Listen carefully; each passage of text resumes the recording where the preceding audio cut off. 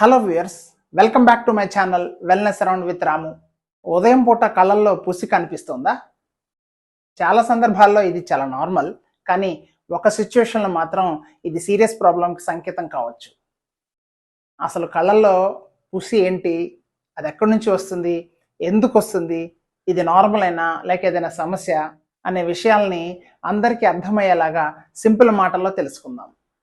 మన కళ్ళలో రోజంతా దుమ్ము, డెడ్ సెల్స్, ఆయిల్ లాంటి న్యాచురల్ లూబ్రికేషన్, టీయర్స్, అదేనండి కన్నీళ్ళు, ఇవన్నీ కలిపి ఒక చిన్న వేస్ట్ మెటీరియల్ లాగా తయారవుతుంది. యూజువల్గా మనం రోజు మొత్తం బ్లింక్ చేస్తూ ఉంటాం కాబట్టి ఇవి వాటి ద్వారా బయటికి తొలగిపోతాయి.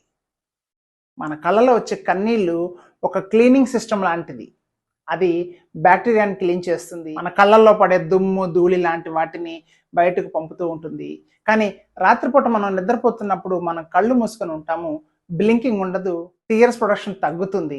అప్పుడు ఈ వేస్ట్ మెటీరియల్ బయటికి రావడం ఆగిపోయి క్రమంగా కళ్ళ మూలల్లోకి చేరిపోతుంది. అదే ఉదయం పూట పుసి రూపంలో మనకు కనిపిస్తుంది. ఇది చాలా నార్మల్. యాక్చువల్లీ ఇది ఒక గుడ్ సైన్ కూడా. మన కళ్ళు క్లీన్ అవుతున్నాయి అని ఒక అర్థం. మన శరీరం మనకంటే తెలివిగా పనిచేస్తుంది, మనం అర్థం చేసుకోవాలంతే. అది మనకు అవసరమైన క్లీనింగ్ ప్రాసెస్ని తనకు తానే చేసుకుంటుంది.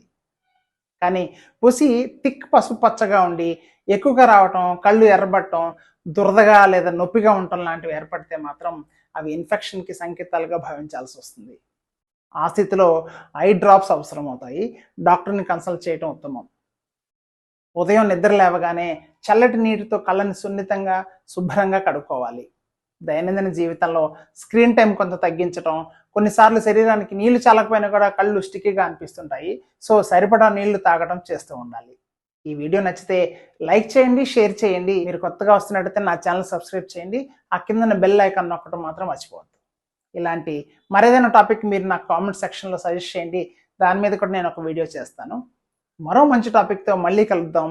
అప్పటి వరకు ఉల్లాసంగా ఉండండి, ఉత్సాహంగా ఉండండి, స్ట్రాంగ్గా ఉండండి. నమస్కారం.